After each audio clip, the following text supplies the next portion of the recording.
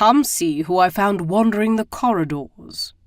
I looked up from my sheet music at the sound of my father-in-law's voice, my fingers trailing to a stop along the pianoforte keys. I couldn't help but smile at the sight of Lord Gage ambling toward me, still favouring his recently injured right leg, with the warm and wriggling bundle of my daughter cradled in his arms. Wandering, was she? I countered in amusement.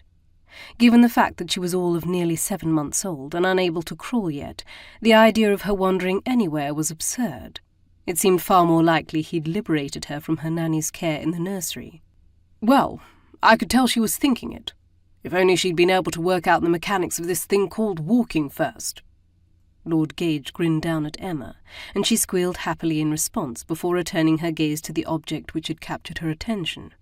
Truth be told, it was the same object that had caught my attention when I'd first entered the drawing-room at Bevington Park upon our arrival 2 months prior. The Broadwood grand pianoforte had gleamed in the sunlight streaming through the tall western-facing windows, practically beckoning to be played. One might have been forgiven for believing that the manor's owner was an accomplished pianist. Such was the pride of place the instrument held, but I knew this to be untrue.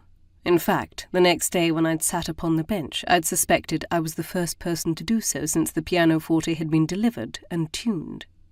The instrument was purely part of the chamber's aesthetic, for Lord Gage decorated his homes for effect, rather than to suit his comfort and taste.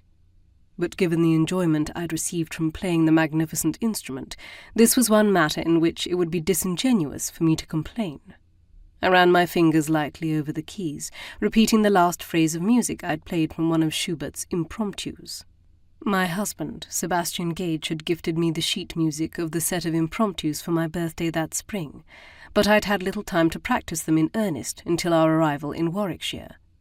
Some of the pieces were beyond my ability, and I would never be able to play them with great skill, but I had become determined to master the others, or at least to do a credible job in performing them for my own pleasure.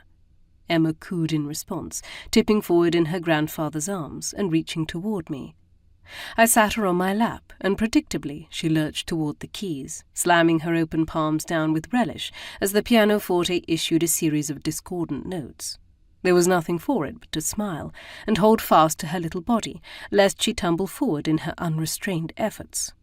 "A veritable prodigy," Lord Gage proclaimed, even as he winced at one particularly strident chord.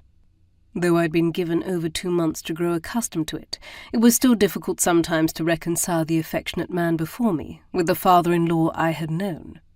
And if it was difficult for me, it must be doubly so for my husband, who had only known his father as cold, contemptuous, and impossible to please. Not that that side of Lord Gage had vanished entirely. He was still hard and critical, especially when crossed, but at least he was making an effort to build a relationship with us based on mutual respect and trust, rather than merely obligation and duty.